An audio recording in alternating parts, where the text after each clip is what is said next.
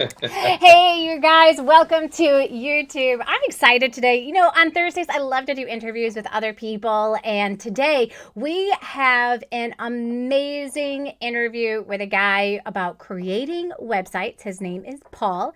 And Paul has actually owned his own ad agency. He's owned businesses ever since, what was it, 1994?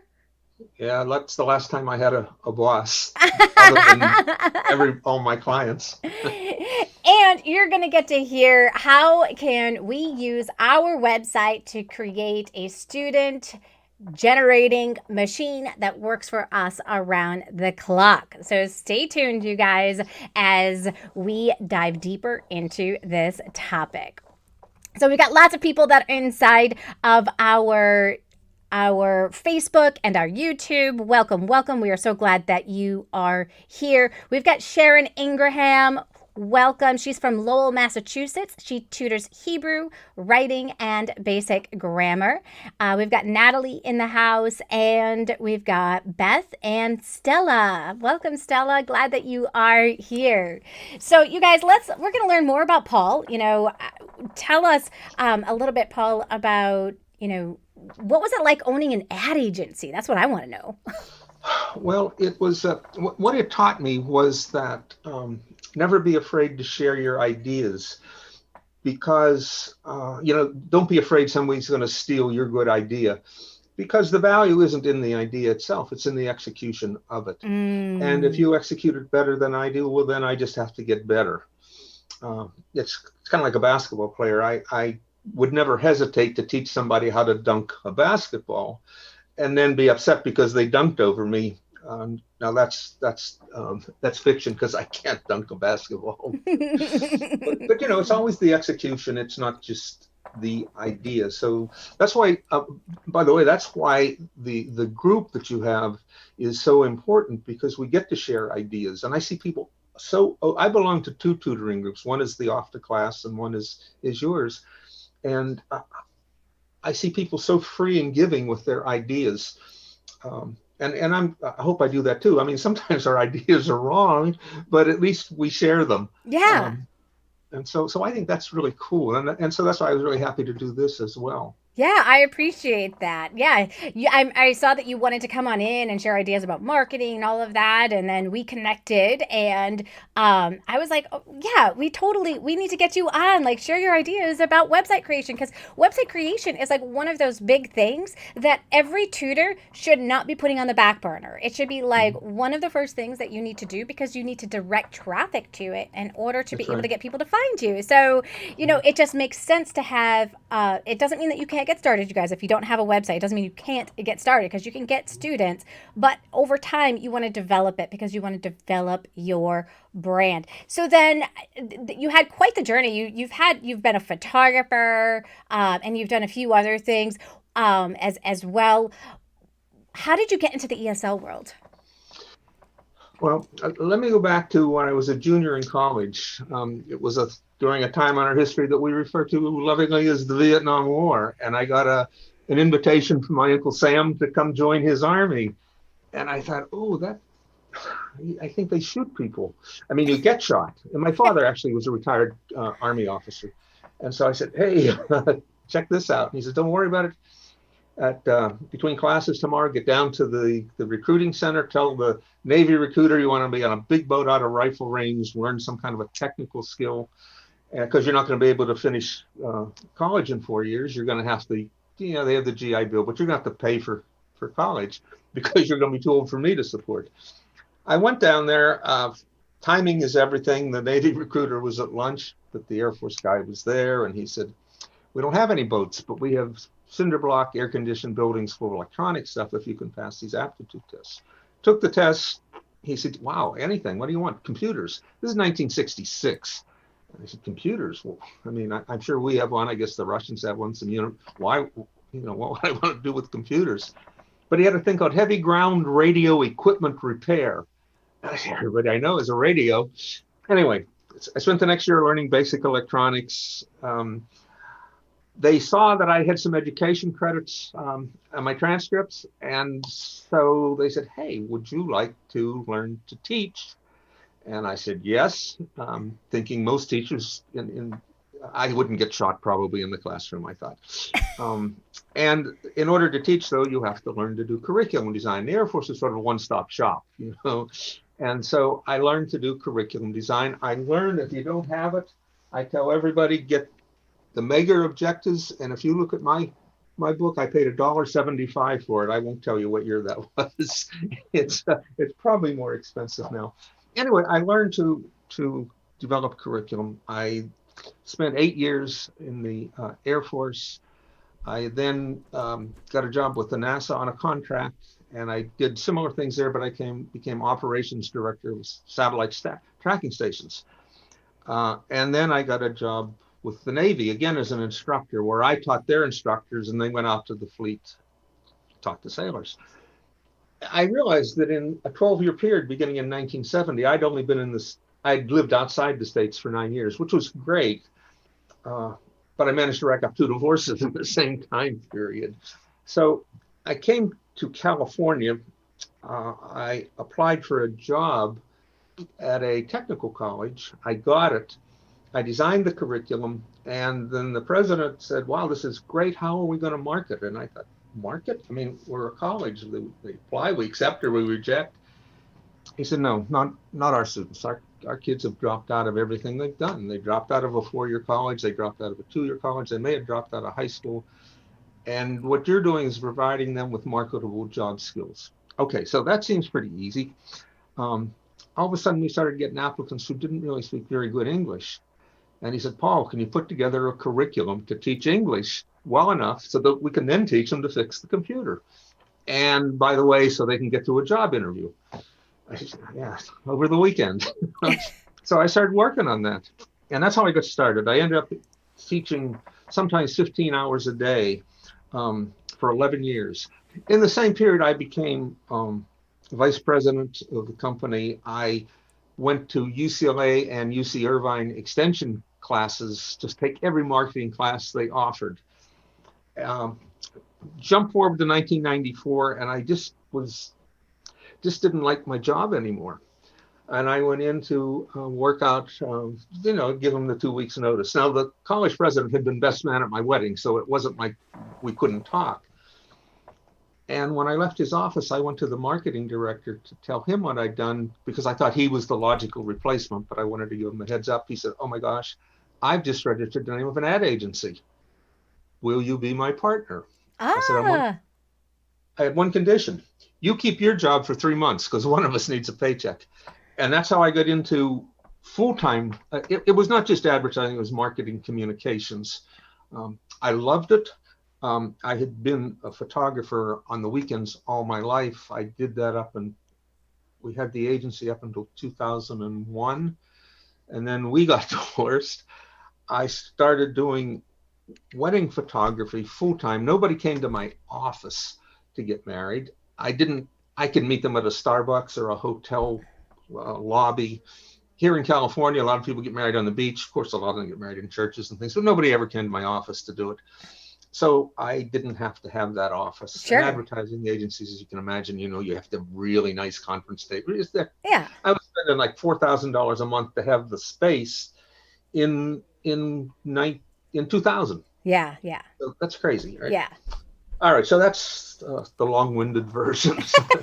Aren't you sorry you asked? No, I think it's very interesting to find out like how people like stumble upon this path. And so then you did the photography, you did lots of weddings and all of that, and then you decided in your retirement you wanted to do something else. So that's how you kind of landed into working with kids online and ESL. Yeah, I teach adults. The only kids I have, I sometimes get a high school senior who from out of the country who needs the TOEFL exam to get into a U.S. university. But yeah, I mean, I taught ESL to the immigrant population for 11 years. My wife, who's from Mexico, was my student. I met her over 30 years ago. She wasn't a child. I didn't rob a cradle. And she said, why don't you teach? And I said, I don't want to go back into a classroom. This is a year and a half ago, so there was no COVID. I said, I just don't want to put pants on every day. She said, Paul, you have a computer, do it online. And I had actually taught some photography classes online. And so that's what I thought. And I said, I don't really want to do that. She's Paul, English, teach English. Yeah, I speak English. So, I mean, I'm glib about that, but I didn't come to this through the normal, get a bachelor's in education, get a credential, get a master's. And I have cousins who I watched do that. Came through the industrial training. I've taught classes on it, train the trainer type classes. And so, no, I have 5 grandchildren, but I don't teach them. I wouldn't be a good, I don't do puppets and stuff. No, me But I either. do teach adults. My target audience, and I guess maybe that's the thing that we should talk about first, is identifying who you want to teach, because I didn't know that Yes. until I decided what I was going to teach. So that's the first thing. What am I going to? Well, am I going to tutor in Spanish? No, because I'm, maybe a B1, B2 speaker of Spanish. So English became the obvious thing. I use, and I know there's discussions, but I use interchangeably teacher, tutor when we're talking about what we do online, even trainer. I'm happy with that. Any of those things, facilitator. I don't really care what we call it. And I also use client, customer, student, and I don't really deal with parents so much, but I use those interchangeably as well. And the first thing you have to do after you decide, well, okay, I'm going to teach 6th grade math or reading as you do, or adults preparing for the TOEFL exam, then you kind of identify who your ideal client is, and you direct everything you do toward that ideal client. There's stuff that you'll get collateral, but so I particularly look for an 18 to 45-year-old. I'll teach. I have a couple of students that are almost my age, but they're not going to take the TOEFL exam to get their medical license in the United States. I have a lot of I have dentists. I was telling you about an ENT surgeon. I have a pharmacist that just got a 28 on the reading portion of her TOEFL. 30 is the max. And so she had taken it twice. First time she got 18. And I said, well, we have a problem here. And a month later, she had a 28, which is more due to her than me. Practice is what makes you better. Yeah, but So that's great. I mean, results are what people look for, isn't it? So we always have to yeah, know, like, what is it that our ideal client wants? When you know that, you can use those kinds of results to get people into your funnel as well. yes, exactly. So now that we've identified who our ideal client is, we have to come up with the right messaging. And some people say, oh, I've tried this, I've tried that, websites don't work. And the answer to that is yes, no. There are websites that don't work.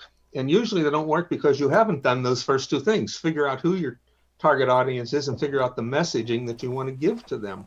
If you don't do that, then you're probably not going to be really successful with your website or any other type of marketing. Yeah. And I would even add to that, because you don't point them into the direction of your website as well. Like, people don't just automatically like run into your website unless you have done either search engine optimization, where you've put in the certain keywords, or you are pointing them from other avenues online. Maybe it's from a chat room or a Facebook group, or, if you're not directing people to your website, they can't get to your website. Yeah, you're right. One of the stories I always tell, for me, the website's the anchor. Imagine if you have a store down on Main Street. That's where you want people to be, at your counter paying for something. But there might be a bus stop 3 blocks down, and you get an ad on the bench or on the bus shelter. Now, that's kind of like your social media. When they come from that bus bench into your front door, you don't say, hey, did you see my bus bench? Why don't you get on and check that out? Yet on websites, we'll see all kinds of links back out to your social media. No, you want them coming from social media. You don't want to send them there. Now, that's different from the links that allow them to recommend, to share you on their social media. That's a different thing. But, or even build a relationship with. So sometimes we are trying to like just slowly get them to like, know, and trust us. So it is really important to know their goal, isn't it? yes, it is. Yeah. Otherwise, it's kind of like spinning your wheels, So we've decided this now. So we're going to build a website. I don't want to be critical of the free websites, except that I am, simply because while they can be very pretty, at least the samples they show you and the templates they provide, they don't do anything in regard to your strategy. And Right. I will go to beautiful websites, and the first thing they do is tell you, the visitor, about them. And you know what? I didn't even hear of you until just seconds ago. I don't care about you. I hope she's not listening, but somebody once in your group said, I have a great site. People are going to it. Nobody's making appointments. Nobody's hiring me. Can you look at it? And I looked at the About Me section. She had 6 sentences in a row. So and they don't care. What can you do for them? So that brings me to the first thing I want to talk about. Your website shouldn't be a creativity project. Pretty is pretty. Pretty isn't effective necessarily. I'm not saying to purposely make something ugly, but you need to identify the pain point, the problem they have that you can provide a solution to. So if I'm a parent and I have a child who has difficulty in reading, yeah, it's wonderful. When I start my research, I'll go to 10 websites and 9 of them will say, I teach reading. And one of them will say, does your child have a problem with reading? I can help. Which one do you think I'm going to spend more time on? Which one do you think I might just click the little button that says make a consultation, make appointment? By the way, everybody puts a contact us form or button. And my first question is, Who's why? the us? Yeah, us. And I don't even know you. Why would I contact you? I mean, I already know all about you because you just told me in 6 sentences who you are. How do you help me? How do you help my child? How do you help my child learn to read or learn to do math? Or as an adult, how do you help me get that higher TOEFL score? Mm-hmm. And so if I've sort of set that up, and it doesn't take forever, it can be a few lines, so essentially a headline, a subheadline, and here's how I help. And then instead of contact us, you put a little button that says schedule a no obligation consultation. And I run two websites, one for my general ESL, one for the TOEFL, and then on one of them I say schedule an evaluation. All right, so So can I stop you for a second? This is such a beautiful point that you have just made, and I want to make sure that you guys as listeners hear this. You have 2 different websites. Yes. Why do you have 2 different websites? Well, most of us have experience that qualifies us for jobs, but not all our experience qualifies for every job. So your resume, you should have a resume directed for the job you want. So it's not, at least for me, it's not abnormal to have 2 or 3 resumes targeted at specific positions. I can teach, I can take pictures. I've also been a CFO. I've also been a marketing manager. So it's not the same resume. Right, exactly. And so your messaging is different, isn't it? Yes, it is. Mm-hmm. Yeah. If I want general ESL students, I'm not going to spend a lot of time talking about TOEFL, but if I want to talk about high TOEFL scores, I'm not going to concentrate on how to conjugate to be. I mean, it's just different. Yes. So I have 2. And one I treat as a consultation, the other I treat as an evaluation. I don't know if that makes a big difference, but I know I'm not just saying, hey, contact me. And I know this is how I get my students. Yes.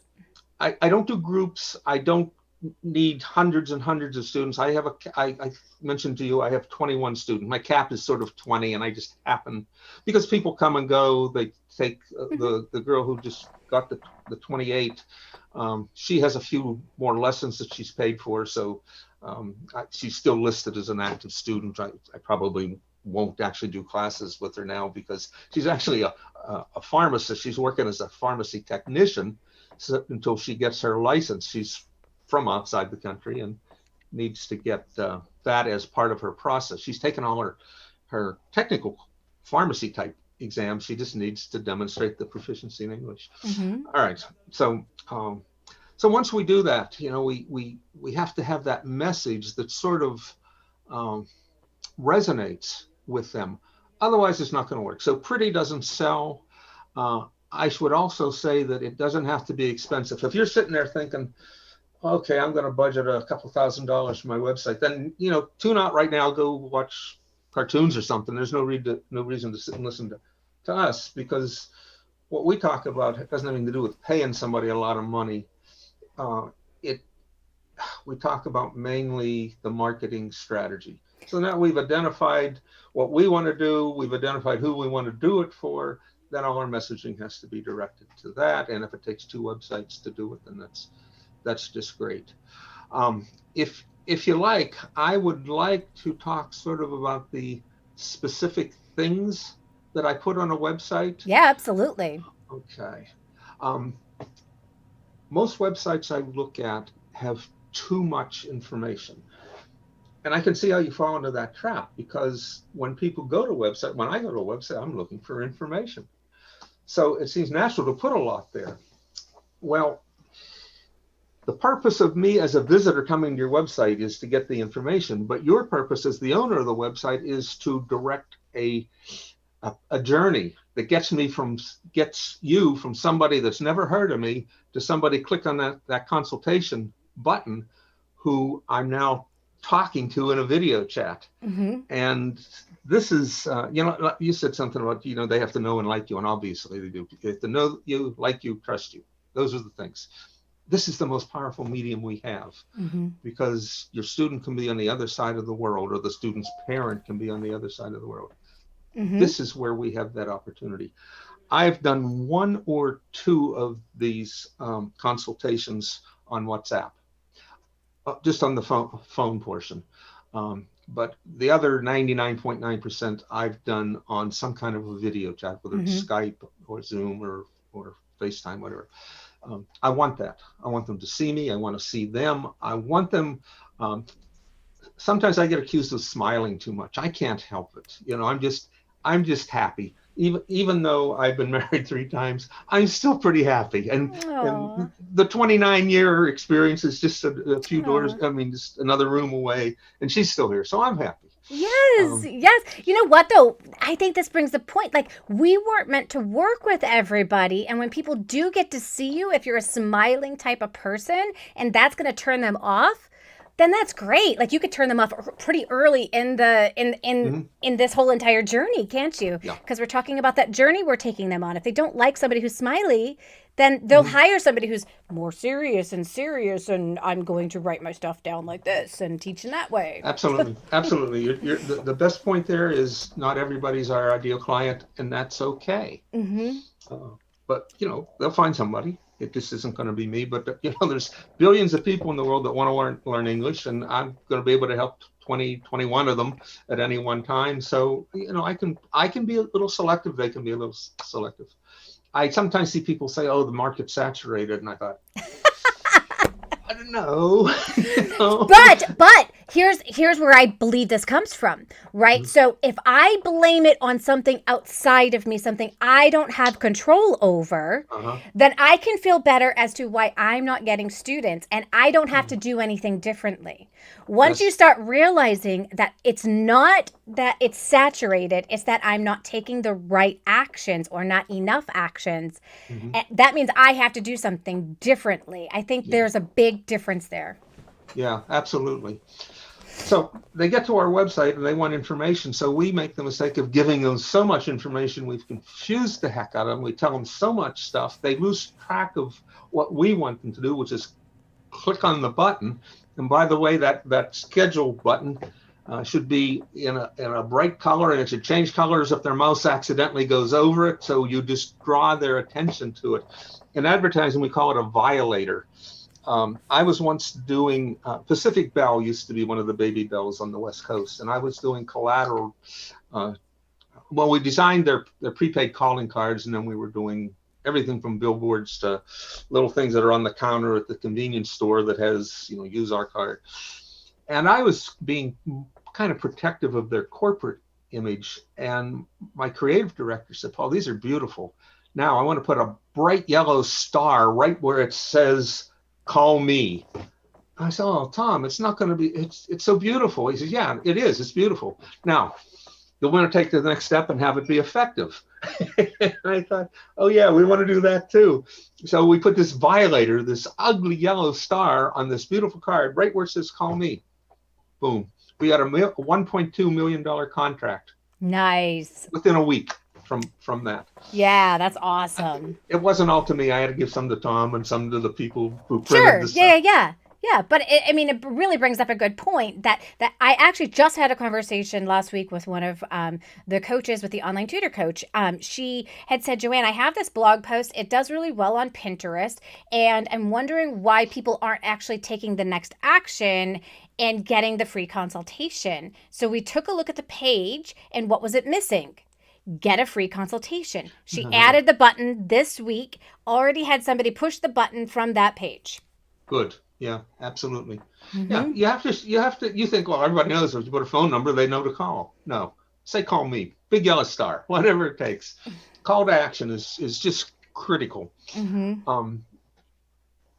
And I guess what I'm really saying is you have to be very clear and very, very specific in a simple way on all your marketing, all your advertising, but particularly on the website, which is the anchor of everything that you're doing.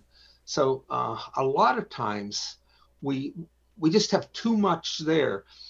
The balance is we have to give them enough information that they think, oh yeah, this is a possibility, but not so much that they think they have all the information they need to make a decision without you involved in the conversation. Right. I have found that this is a very high touch, like, kind of experience, right? So they start at the website, they take the next action, you take it from there. Yeah. And so it's like a starting point. They have enough to be part of that journey, but the journey then starts with bringing you into the picture and making it high touch, because Yep, people absolutely. don't want to feel like they're being pawned off on something else or somebody Yeah. else. Mm-hmm. And that's, by the way, is why I didn't decide to go to work for one of those platforms. I mean, everybody knows their names. First, I didn't want to make that kind of money. Then it really would be more of a hobby for me than And talk 'cause I about do want to, saturation there, right? You get sucked yeah. in at a low cost, at a low price point, and then what, right? And we've built a house in Mexico, and if it hadn't been for Corona, we would have moved. It's been empty since October when it was finished. My sister-in-law lives next door, and she goes over and feeds the spiders periodically. But so we haven't been able to go live in it yet. But I lost my train of thought. All right, forget that. The thing that people see when they come to your website, generally, it's the homepage. Now, you could have other things that we call landing pages that for some specific reason you might bring them there, but the homepage is generally how people first find you. You have 3, 4, 5 seconds to get their interest, or they just go to the next one, because if you go looking for websites of tutors or teachers, geez, there's so many of them. So you need to use that. It's kind of like billboards. Billboard has about 6 words on it and a pretty picture. You're 40 feet away. It's up in the air off to the side of the road. And unless you're actually sitting at a traffic light, you have that 3 to 5 seconds to even think. And that's why, billboards are more for things like a Coca-Cola or a Campbell's soup, just keeping their name in front of you as opposed to call this number on, because who the heck can write the number down? So we want to make sure that we grab them in that 3 to 5 seconds. And we do that with what we call the hero section, or above the fold. You buy a newspaper, it's folded in half, headlines, main story, photo, are right on the top, unless you pick it up backwards. But that's called above the fold.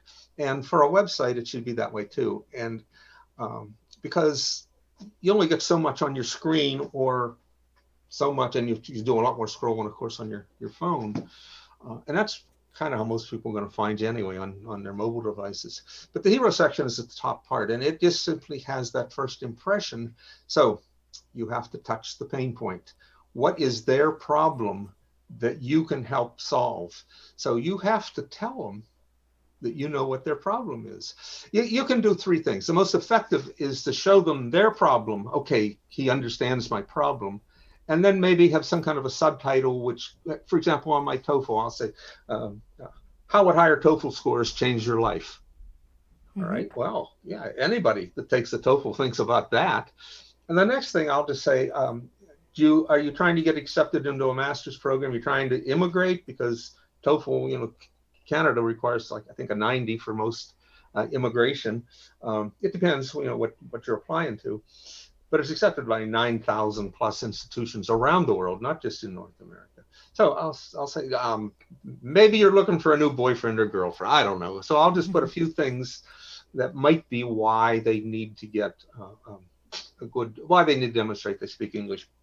And then I just simply say, we can do that. We help people get high TOEFL scores. That's what we do. Actually, I speak in first person. That's what I do. Sometimes I slip because I've run organizations and I tend to speak in terms of we, but it's me. So right. I need this. So I have my headline, my subheadline, and then immediately the call to action.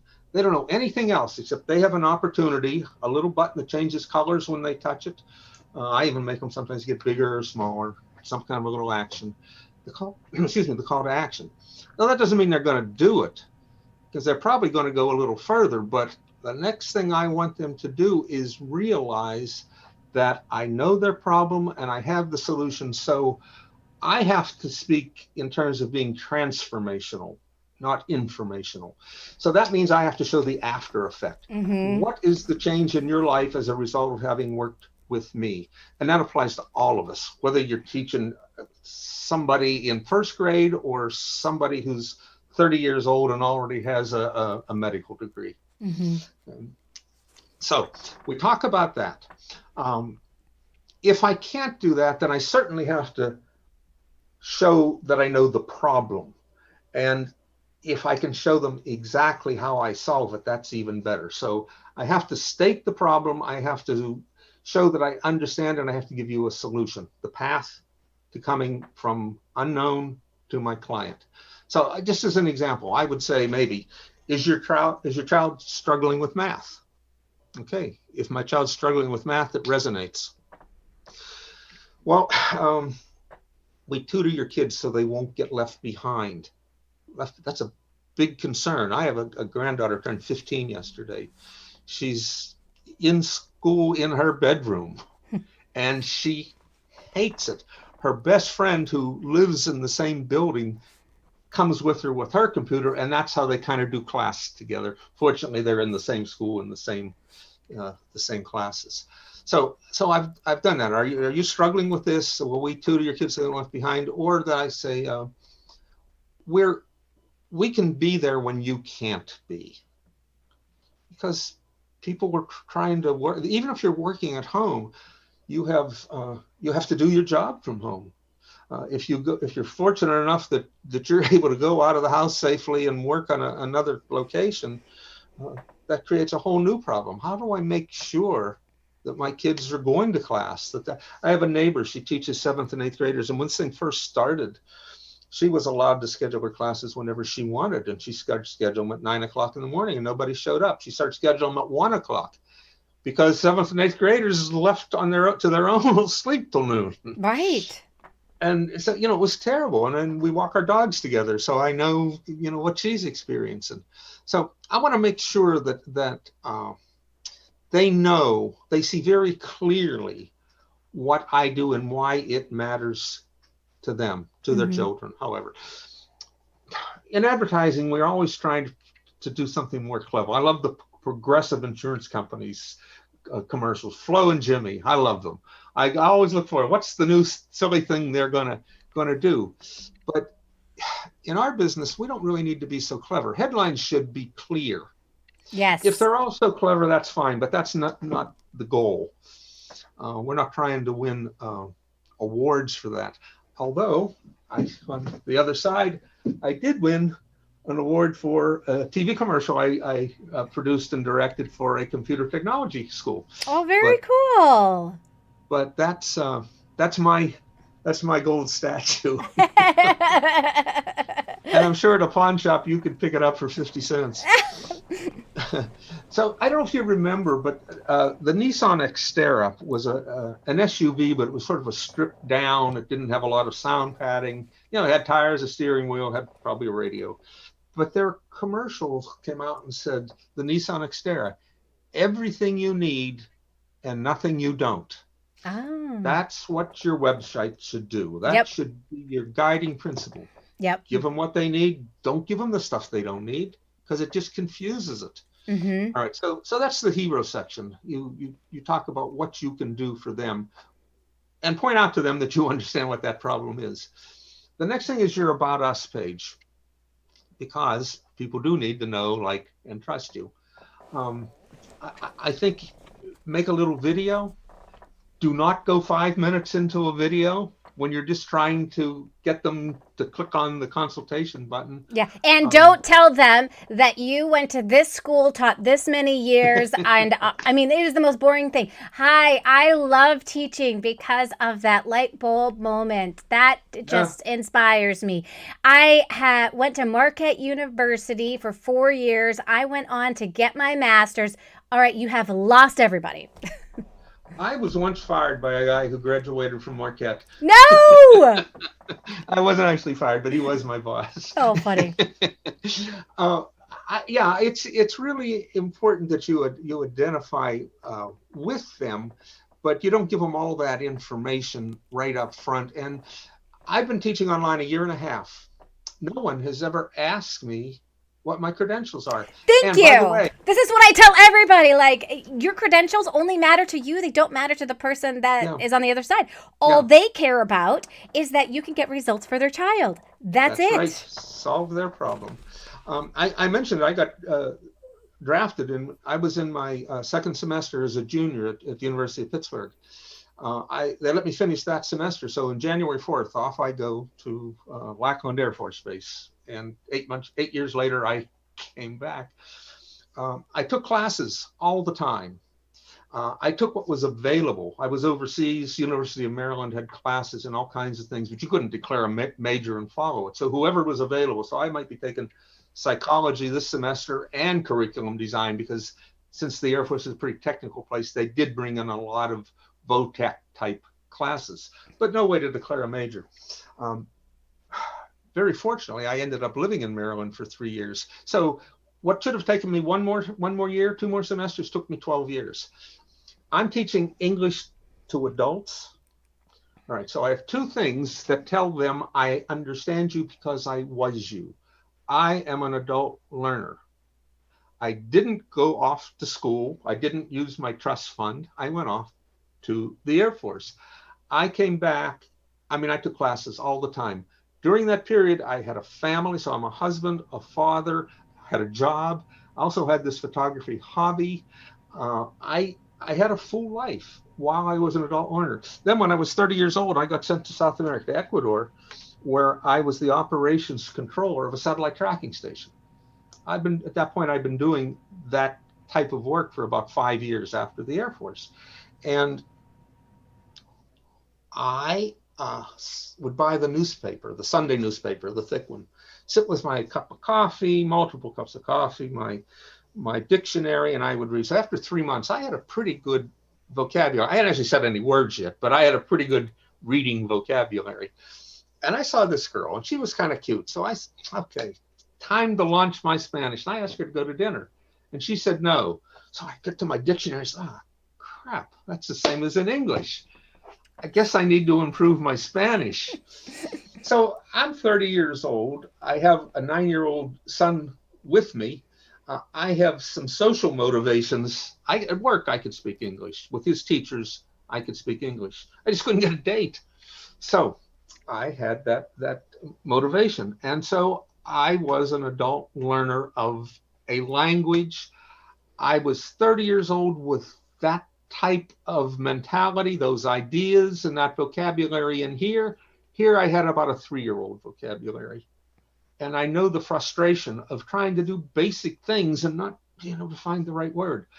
I point that out right away. Yeah. I understand you because I was you. Yep. And by the way, let me talk about one other thing. The reason people don't hire us, they have excuses. They're subliminal. I don't have time. Oh, and it's too expensive.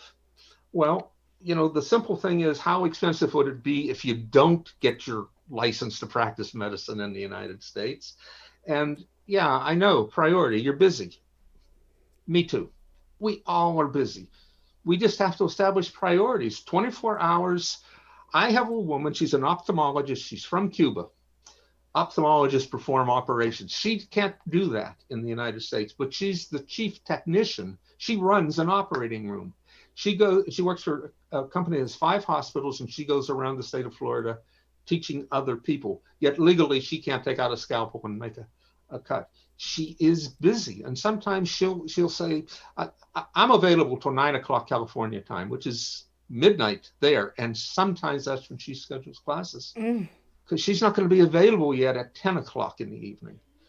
And I think, well, okay, I would stay up till midnight my time if it helped her, because I'm not that busy. And by the way, neither are you, that generalized other out there who doesn't have time. You're not that busy. You've not been in an operating room all day. You haven't been teaching how to run an operating room all day, and you didn't get home at 11 p.m.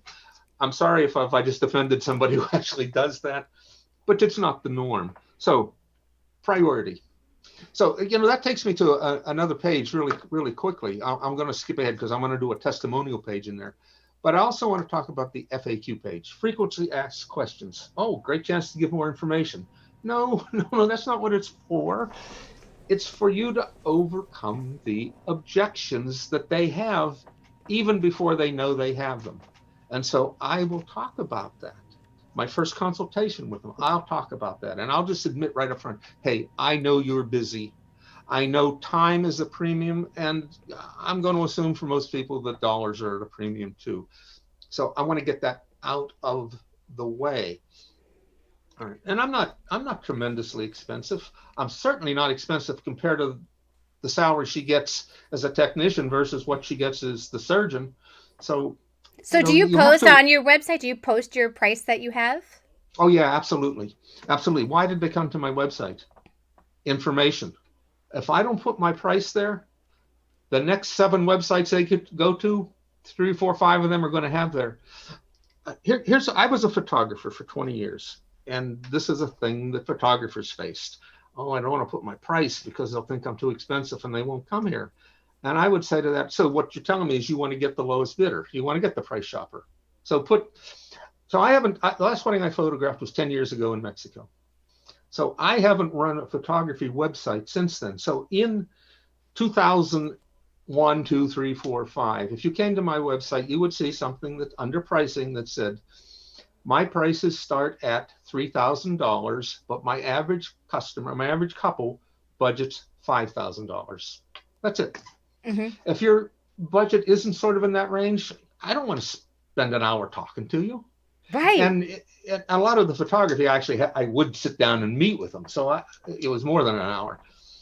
If that's your range, I would get, sometimes I would get grooms that would say, well, what do I get for that? And if you're smiling and say anything, I would just simply smile and say, well, how would I know? I didn't take any pictures yet. And with a smile, and he'd look for a second, and I won't say that I probably didn't lose a few, but 9 times out of 10, yeah, well, okay, well, in general terms, in general terms, you get an album this size, this many pages. If you want more, you get this. And he said, well, can we just say how many pages we want in our album? I said, well, I don't know how you're going to look in your tux, but she's already pretty. I'm sure she's going to be great. We're going to want a lot of photos of her. Maybe I can tell your story in one beautiful photograph, and your album's 1 page, and everybody will say, oh my God, that's amazing. But maybe I want to have 40 pages, or maybe I want to have 47 pages. Let's do this. Go down to the library, take any 3, 4, 5 books off the shelf, go to the last page and look at what number's on there. If you can find 2 of them that have the same number, then I'll do the same. But nobody ever sat down to write a 327-page novel or a 416-page technical tome. You just do what you need to do to tell the story. Right. And so you've looked at what I do. If that's what you want, then that's what it's going to cost. Mm-hmm. That's a little different from what we do, but it's kind of the same. Yeah. I don't mind. I put, I'll tell you what I put. I put that my hourly rate is $45 an hour, which is, I don't think, very expensive. Oh, no, totally not. But I also say that I give discounts for, I don't say packages, by the way. I say for 30-hour enrollments, 60-hour enrollments. When I first started, I didn't know. I would tell them my hourly price, and I had guys, okay, let me take a class. Okay, what am I going to, what type of effect can I have in 60 minutes Right. on English that you've been learning for 30 years? So and another guy says, I'll take 5 classes. I said, okay. I gave him his 5 classes. And then I thought, okay, this is silly. So I started putting 10, 30, and 60. I still sometimes will do the 10, but what I learned was people will take 10, and then they'll take 10, and they'll take 10. My average student seems to take about 30 classes. So I thought, well, all right, here's what I do. I tell them that you're going to get a discount. I don't offer the 10. Just yesterday, I had a young lady, well, what would the charge be for 10? I said, well, unfortunately, that's not available anymore. My minimum enrollment is 30 or 60. And so she said, well, what would be the discount? And I said, well, actually, I already put that on my website. But here's what I'll do. I don't put this on my website, but I tell them when I'm talking to them, make up a number, $2,000. That's what it's going to cost for a course with me. Generally, that's paid up front. But what I can do, because she said, if I take 60 hours, how long will it take? Will it take us a year? Will it take us 6 months? I said, well, 60 hours, 60 classes, there's 52 weeks in a year. If we do 2 a week, roughly half a year. But I don't know, maybe you're going to do 3 a week, or maybe you're going to do 1 every other week. I don't really know. Life you could end up going back to Venezuela to visit your parents, or there's all kinds of things. So I said, well, what I'll do, if it helps, make 1/3 payment to start. 30 days later, make a third, and at 60 days, make a third. My risk is that somewhere in the first 60 days, she'll decide to drop, and so I won't get the rest. My confidence in my ability is that, heck yeah, she's going to be very happy to do it.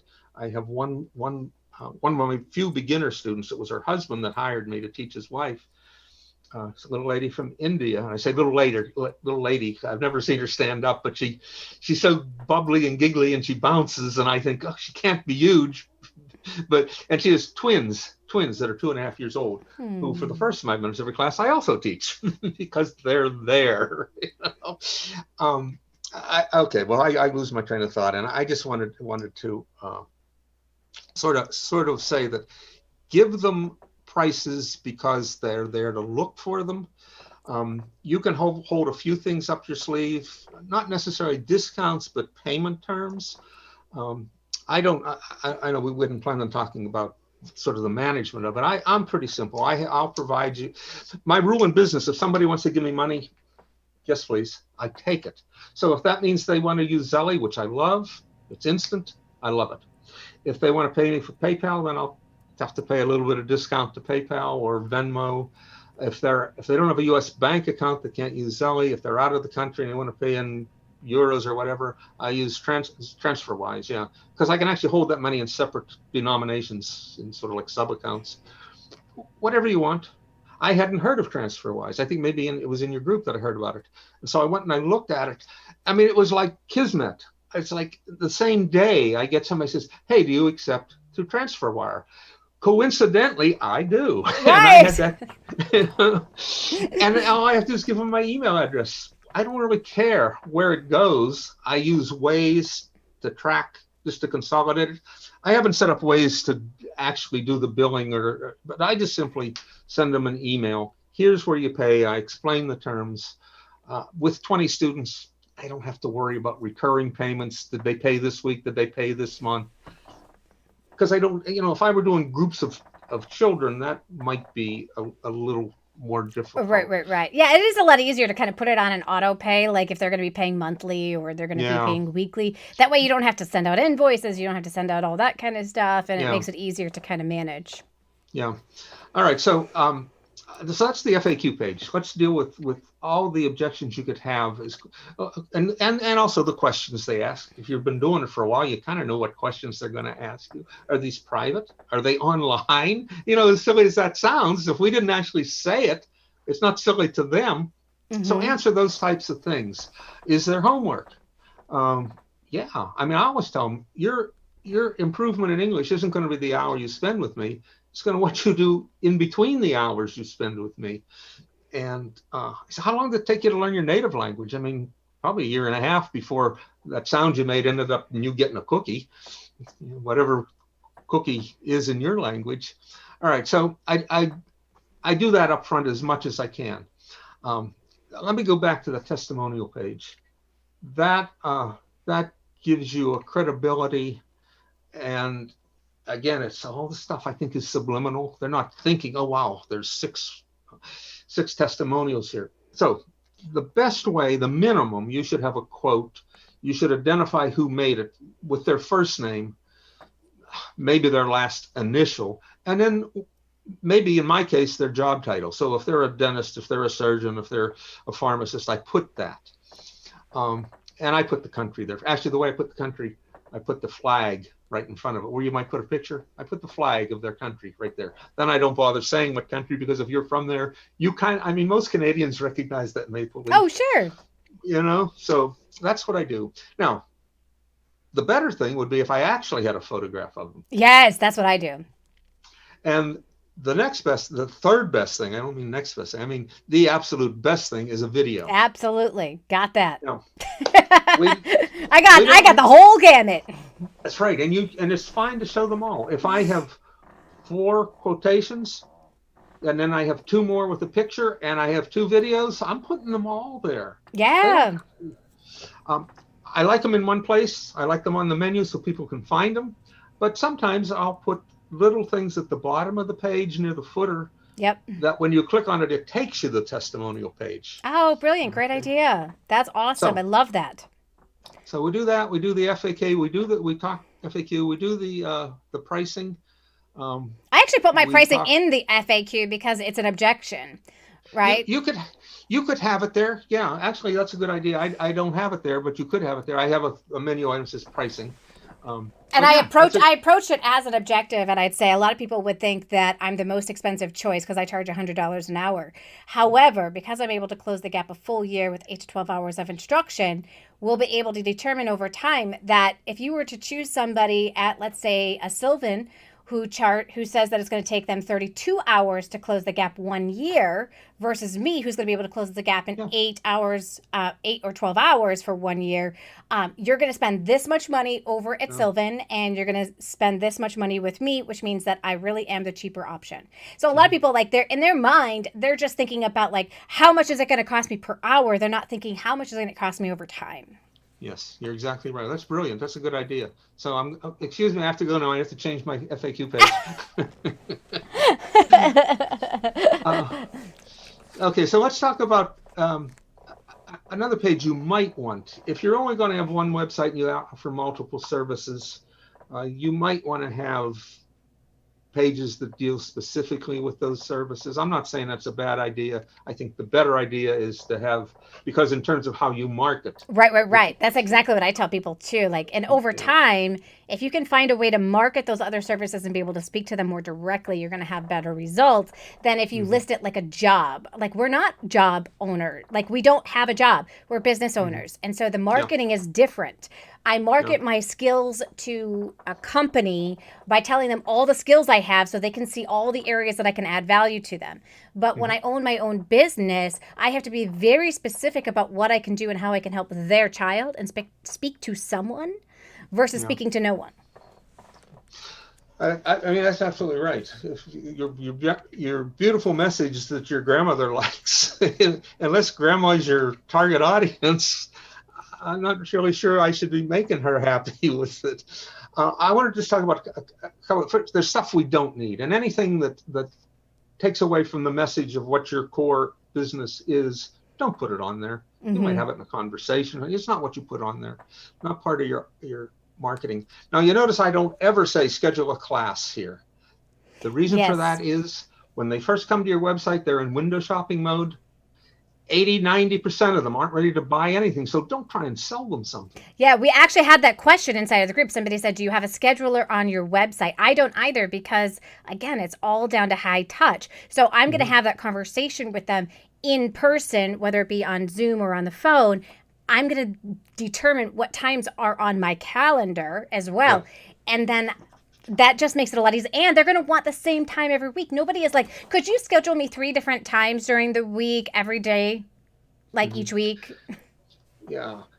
My feeling on that is I have one guy who schedules way out, and he's yet to keep one. He always, I mean, see, he does it in advance. He'll do it 2 days in advance. He'll reschedule it. So, okay. That's a lot. It takes a lot of time. I use Calendly, but I also, I am pen and pencil, so I write everything on my calendar, and that means I cross out his name every time I write it. It means I'm crossing it out someplace. Oh, so that's how you keep track.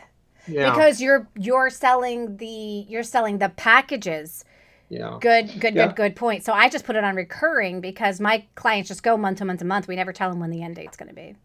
Yeah, but I don't always have the same, because all my people have jobs. Yeah. It's a completely different approach, and that's why you guys have to take a look at who your ideal client is and what are their needs, and then determine what's going to be a good situation for you. Yeah. So my goal is get them to stop on my page for a while before they go. People think, well, okay, they'll look at my page and then they'll go look at the others. They'll come back. They won't come back. They didn't know you, and they're not going to remember you 2 days from now, 3 websites from now. They're not.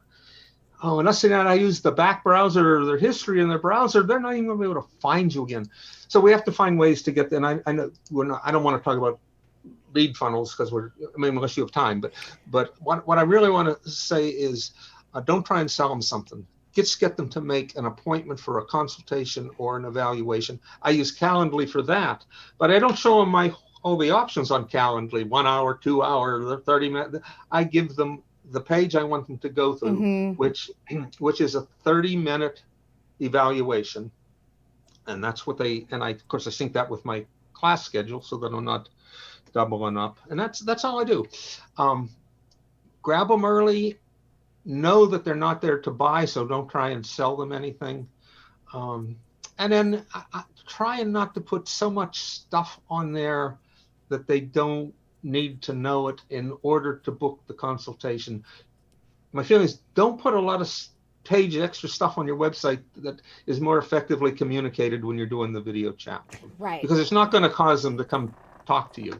Yeah, exactly. The best you can hope for there is that they bookmark you, but yeah. But 3 to 5 seconds, be clear, be simple, talk transformation versus information, and talk appointments for consultations or evaluations as opposed to booking a class. Keep it simple. I mean, you can use things like lead magnets, and I do that. It's just like a website. People say, lead magnets don't work. And they don't, but they do. Right. Things that you did, I'm not saying go out and write an ebook, because information's so available. People don't want to read an ebook about it. They can just gather stuff. But you need to give them something that is enough value to them that it causes them to give you your email address. I'm sure you're familiar with read theory, and what I like about it for my TOEFL students is I will market a no-cost reading program, and I'll enroll anybody in it who wants it. And then I watch and I send out about every 10 days a little through MailChimp, all of the students that I have, they're not my students necessarily, although most of my students are doing it too, but I'll see who's making the most progress. Well, then I start changing my message to them. Instead of just encouraging or congratulating them, I say, boy, you should think about taking the TOEFL exam. See, I only want 20 students. So if I get 100 people that enroll in that, and 10 of them really get serious and do it, and 1 of them enrolls, well, it depends what my marketing cost. In many cases, it's almost nothing.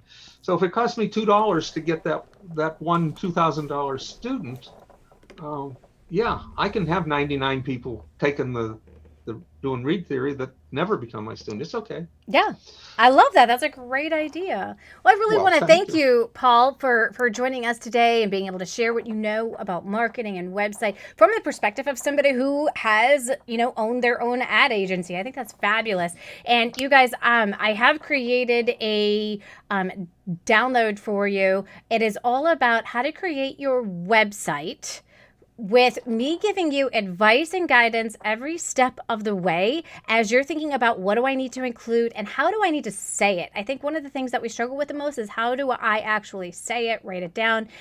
We talk about how to psychographics and how to get into the empathy of the inside head of your ideal client. And I guide you through this entire journey from beginning to end so that you can have a website that you're super proud of and does begin to get you students. So click on the link that Elizabeth is going to post on inside of there and join us next week. Next week, we're going to be talking about taxes and being able to learn.